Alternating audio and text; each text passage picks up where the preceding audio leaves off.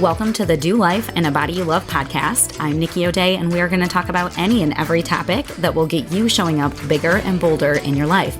Weight loss, relationships, mindset, it's all on the table. It may not come out real PC, but if you're sick of motivational rah-rah talks that don't lead to any real change in your life, then you're in the right place.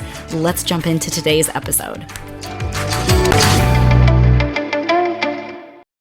What's up, Do Life and a Body You Love chicks? We are going to talk about rest because I know most of you listening are probably not getting enough of it. And it is so important for your health and your life and your brain and just like everything, right? But there's a couple of problems. Number one, we kind of undervalue it, I think. But then number two, we're not even sure we could fit any rest into our day, even if we did value it. And so we just don't really think about it, right? We're just like going and grinding and hustling, and we're doing all the things, and we're being everything to everybody. And then we're spent, right? We get totally burnt out. Or what happens is like we go through like a whole decade of life, and then we go, oh, how did I get here? How did I get in this body that I no longer recognize? Who's this person that I'm married to? Oh, I guess I didn't even realize that I hate my job, because we're just so disconnected, right? And so rest is so important for so many things. And so I want to talk about why it's important so that you'll actually try to put more of it into your schedule. And then how can we get rest? Even if you have a really busy schedule, there are ways that you can start to sneak this in a little bit, okay? So first, why do we need it? Well, your brain needs it for all the things that we just rattled off, right? When we don't have any margin in our schedule, when we're just going all the time, we're not really even evaluating what's going on with us, right? We don't even realize that our bodies are falling apart. This happens all the time. It happened to me. Like, I say that I just gained all of my weight when I did overnight.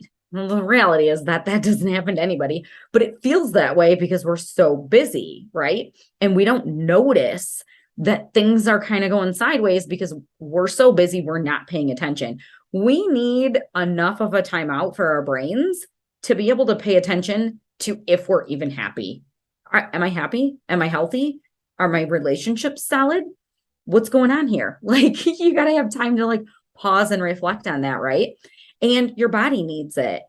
For health purposes, you need downtime. So if you're working out all the time, you know the importance of recovery days, right? Because your muscles need them to grow and repair. But your whole body needs rest, not just in the form of sleep, which is obviously super important. I talk about that all the time, but also just relaxation time, fun. Like, how is that good for your health? Well, it's really great for your nervous system.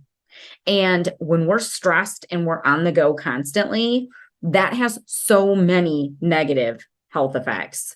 So many. So gaining weight, cardiovascular disease, strokes, just like all kinds of things, right? People who have autoimmune diseases, they're more likely triggered when they're stressed. It's just all the things. And so the more that we can give our brain and our body some downtime to help with our nervous system, to calm us, that's going to help with our mind as well. Things like anxiety and all of that jazz. We need to be able to like take a pause. And then if you want to get scriptural here for a second, because I like to do that sometimes. The Sabbath is a commandment. So what is the Sabbath really all about? Is it that Sunday's a special day? Well, no, because I think biblically it's actually Saturday. It's not even Sunday. Nonetheless, it doesn't matter the day of the week. The point of it was that we have to rest. So God made the earth in 6 days and all the things on it, and then he took a break. Did he take a break because he was tired? No, he's God. He doesn't get tired. It was to model it for us. So he modeled that for us. Then he put it in the 10 commandments. Dude, you guys, it's on the same list with like, don't murder people, don't cheat on your spouse, don't steal shit from your neighbor. Oh, and take a day off. It's on the same list. How crazy is that? So it must be super important, right?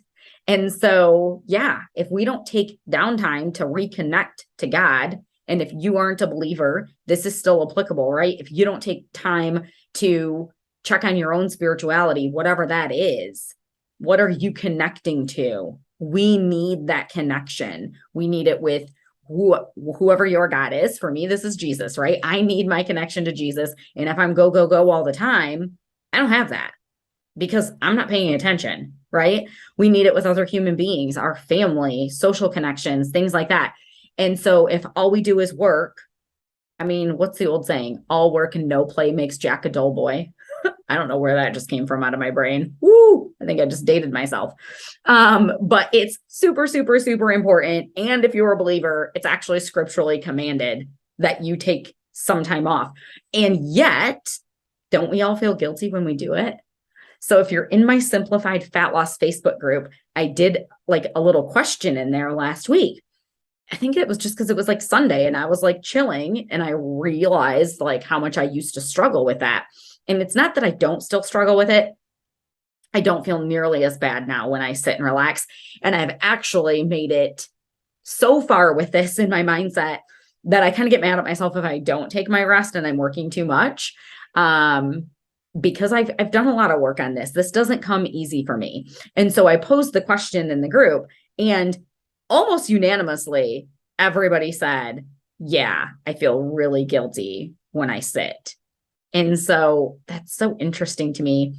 And also it hurts my heart a little bit because it's so incredibly important. So here's some things that we think when we're trying to rest and we can't, right? So number one is we just don't see the value in it. We were never taught the value in resting.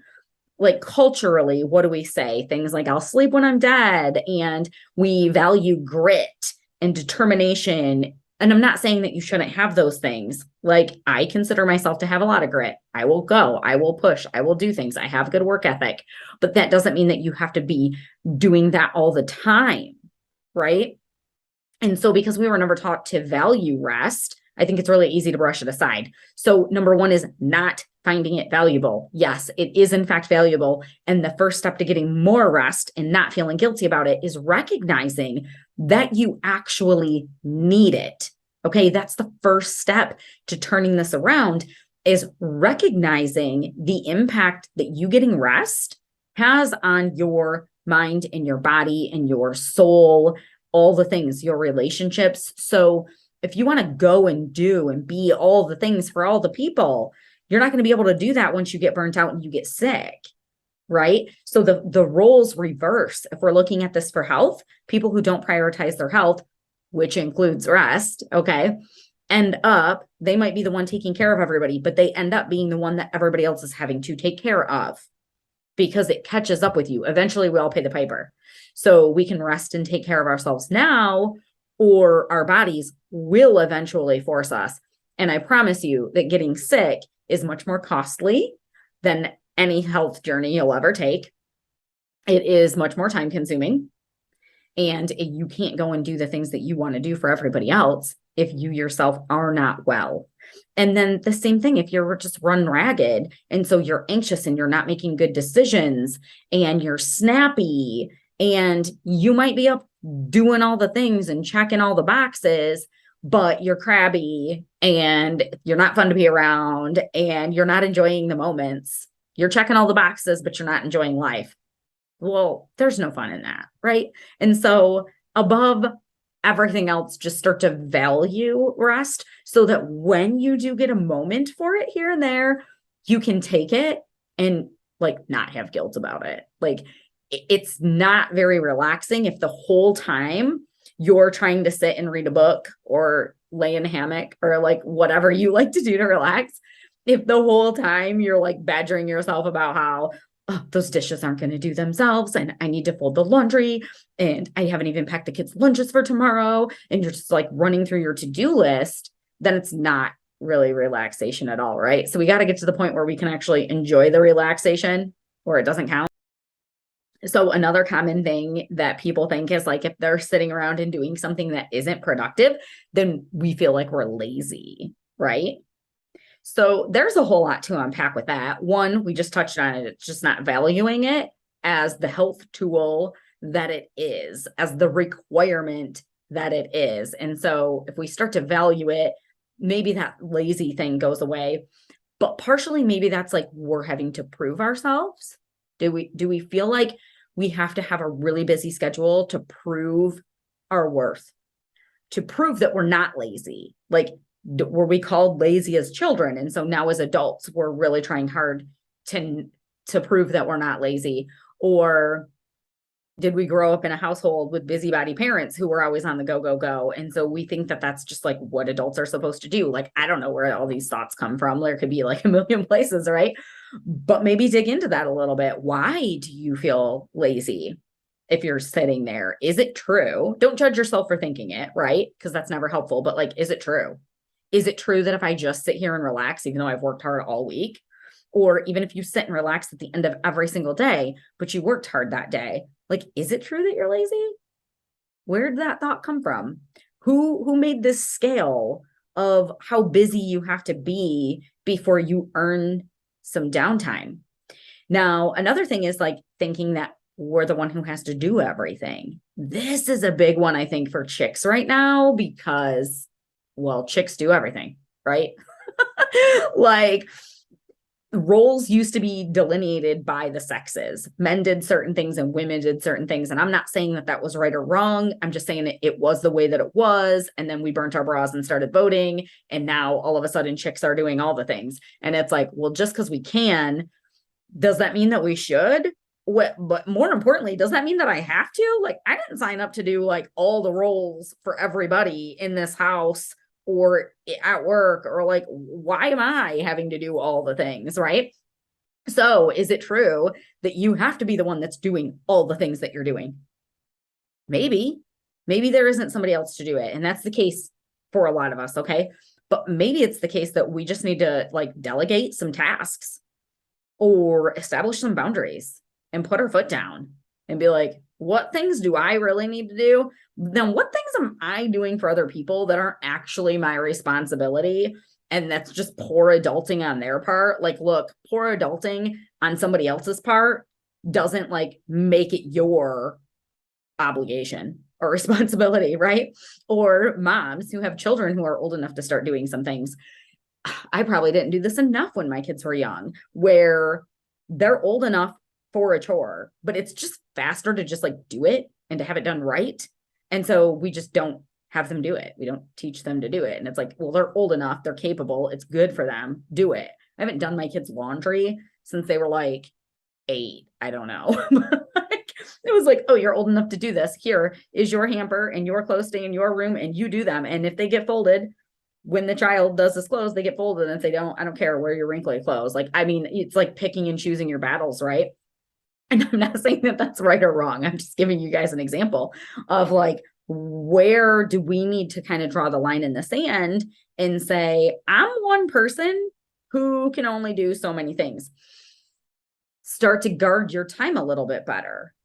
How much time do you need for downtime and self-care? How much time do you truly need? Desire, okay, not even need. How much do you desire? There's a need amount. You need to sleep. You need to be able to feed yourself.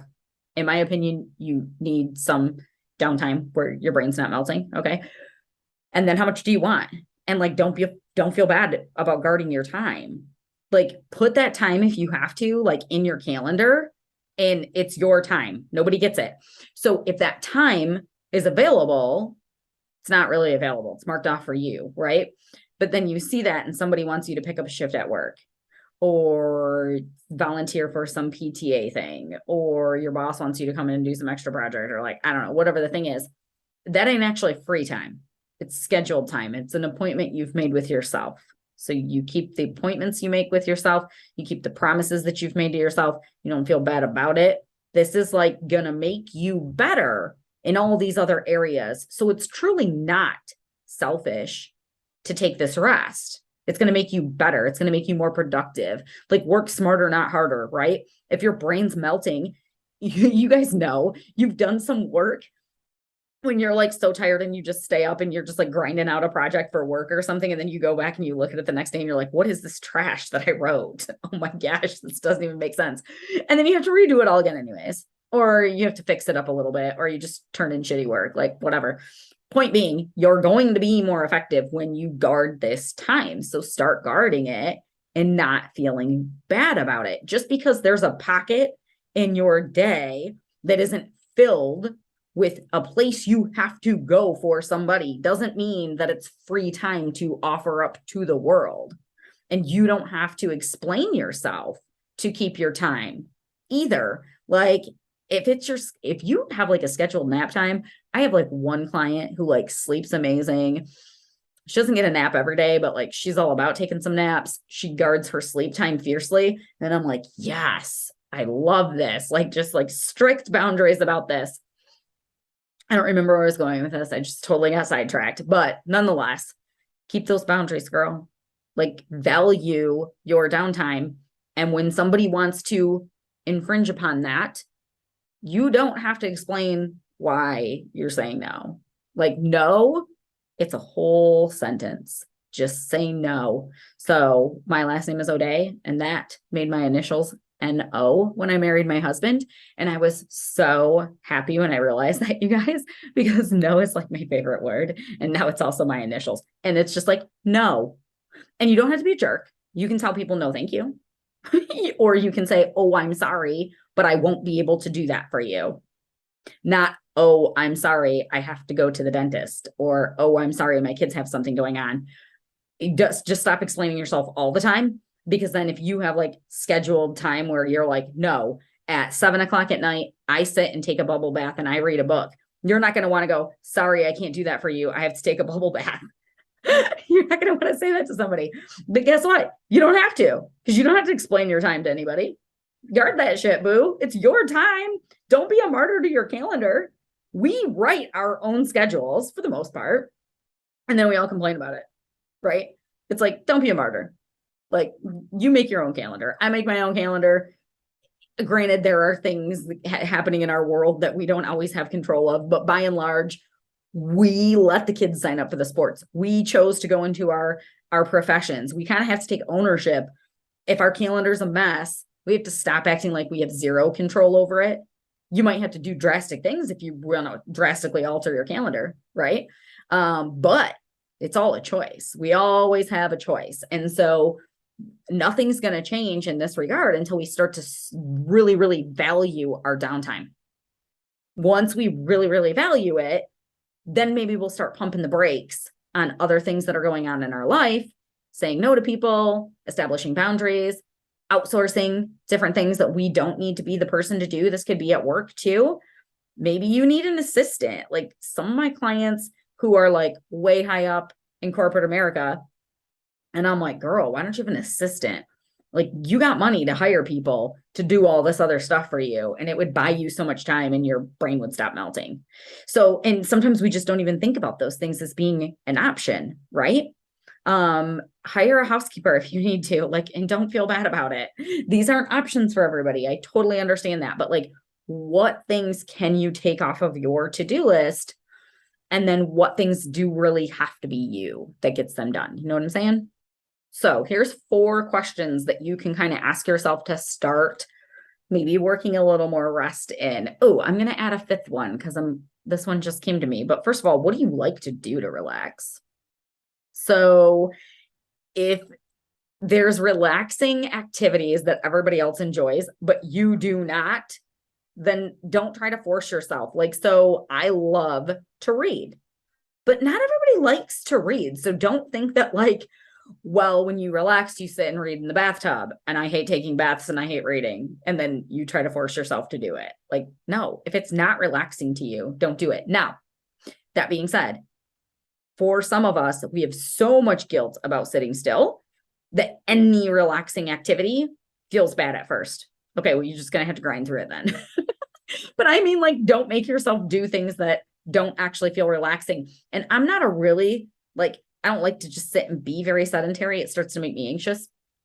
So my things might involve movement. Like, it might be a leisurely walk. It's not a walk with the intent of exercising. It's a walk with the intent of, this relaxes me. I'm outside. I'm with my dog. I go with my husband pretty much every night on a walk with our dog. So it's time for us to spend together. I'm out in nature. I got my dog. Like, It gets me out of the house because now that I work from home, I like my house, but I would like to leave it sometimes and have a reason to put on real clothes and things like that. So your relaxing thing might involve some movement. Maybe it's you sitting and playing solitaire with a deck of cards, or you're knitting, or it can be an activity, as long as the intention of it isn't to produce something. So knitting might be relaxing for one person, unless you're that person who thinks you have to make a sweater for every single person that you know for Christmas. And so you're just sweatshopping it over there and you're like racing through and you have to get all these things done. And now you've made it like this thing, right? Then it's not relaxing. So the game is what's actually relaxing and produces almost nothing of value. You can't make money off of it. So my entrepreneurs, it's relaxing is not sitting and doing a work project or writing emails, right? It's like something that's actually relaxing. So rack your brain. What are those things? List them out. What are little things that you can do to relax every day? Maybe it's a couple of vinyasas if you like yoga, where you just roll through a couple of vinyasas before you go to bed. Maybe it's a little bit of meditation, breath work, stretching, playing solitaire, playing cards, right? Even better if it's not on electronic, like you have an actual deck of cards in your hand. Whatever the thing is, jot all them down. And then you can put some bigger stuff on the list, things that you might not have time for all the time, but you really want some that you can fit in like your daily unwind thing. I watch TV. I used to feel so guilty if I watched TV, you guys. I watch TV every night. I watch stupid TV. I watch shows like Alone, where people just like sit out in the woods and try to survive. I love it. I'm watching Stranger Things right now. There's nothing productive happening. With Alone, I guess you could say I'm learning survivalist skills. Yeah, right. I'm never going to be able to start a fire without a lighter. That ain't my life. But like all these other dumb shows, whatever, I don't care. I'm relaxing and it's okay. And the world's not going to melt. So what things do you like to do to relax? Now, figure out why relaxing is important to you. What do you think would improve? Because we got to make this tangible, right? If we're just like, oh, relaxing is good for me, so I'll do it. You're not going to do it then. What tangible benefits would you and maybe the people around you even receive from you relaxing a little bit more? What would those benefits be? Would it be something for your health, for your stress, for your anxiety? Would you perform better at work or for your business or your relationships or just like whatever? So get clear on what the benefits would be. And then the third thing is, I said third, but I hold up two fingers. For those of you who are watching this on video, you're like, what is wrong with her? See, I need some more rest. See my point? The Ray, do you see some negative effects in your life right now from not getting enough rest? Do you see evidence that like, yeah, all right, maybe I'm dropping some balls here, or my health is going to crap? Like, do you see any actual areas where, okay, red flag, I got to get something under control here? And then the fourth thing is, where do you have margin in your day for some you time, some relaxing time? If you don't have any, or even if you have some, but it's kind of not enough, are there things that could come off of your to-do list? And like when you sit down to relax and you have the thought that like, oh, I need to fold the laundry, like stop yourself and think, does that really have to happen right now? Like everything that is good to do isn't necessarily good to do right now, right? Like the rest might actually be the priority, but get clear on it. Like if you forgot to pay a bill and the consumers is going to get shut off, okay, get up and pay the bill, right? But if it's just like, well, I should be out weeding the garden, like, does that really have to happen right now? I don't know. You're going to have to look at your life and see. But what things can come off of your plate and be done at a later date? This is not to encourage everybody to be procrastinators where they need to be productive. But busy and productive aren't the same thing anyways. Are you busy doing productive things that have to happen, that are moving the needle on your life, that are making progress? Or are you just like busy for the sake of being busy because we don't like to sit still? So get clear on that. And then what things on your to-do list have to be done by you, and what things could you start to delegate? And delegating may mean hiring it out, if that's an option. Delegating may mean giving it to children who are old enough to complete the tasks, asking your husband to chip in. Like, we assume that everybody understands how stressed out and busy we are. Some of us aren't even having those conversations. Now, some people are. Some people are truly asking the people around them for help and not receiving it. And then that's a whole different podcast, right? But sometimes we make the assumption that, like, well, my husband sees me up doing all these things. Girl, don't assume that he understands that you don't want to be doing those things. This is like when your husband doesn't see the dust on the TV and you're like, but how come I see it and you don't? Like, it just, everybody doesn't notice all the same things. Okay. And so we can't expect the people around us to be mind readers. We have to voice our needs. And if you're the only person in your household who doesn't have any downtime, then you should be voicing that. Okay. There's nice ways to go about it so that it can be productive. But what kind of boundaries do you need to establish maybe at your place of employment? Are you taking on more tasks because you do a good job? And so more things get loaded onto you. And sometimes that's okay. And sometimes it's not. So it's getting clear on, like, what is taking up all of your time in the day? And then what are your true priorities? Because our priorities should be evident when we look at our calendar. They say you know what somebody's priorities are by how they spend their money. But to me, that's true, but it's also true that you can tell somebody's priorities by where they spend their time, if we're actually prioritizing. So what I want to encourage you all to do today is to add downtime to your list of priorities and not feel guilty. Like, A, you work hard and you deserve downtime. But B, it's vitally important for your health, your mental well-being, your relationships. And if you're a believer, it's actually a commandment. So sit your butt down, do something relaxing, do something fun, and just enjoy yourself and start to look for the evidence that it's actually improving things, right? So if you actually take this to task and you start relaxing a little bit, pay attention. What changes? What changes about you, your mood, maybe even your discipline and your self-control? Like, I know when you're super stressed out and people aren't sleeping well and they're go, go, go all the time, their impulse control to make dietary changes is actually lower. I see this with my clients all the time. So sometimes the dietary intervention is, oh, you're having a hard time following the meal plan that's not even strict? I think you need some downtime. Right. And so start to look for little things. Who knows what's going to change when you finally start resting a little bit. And if you can't do it every day, pick a day. Just even give yourself 5 minutes this week.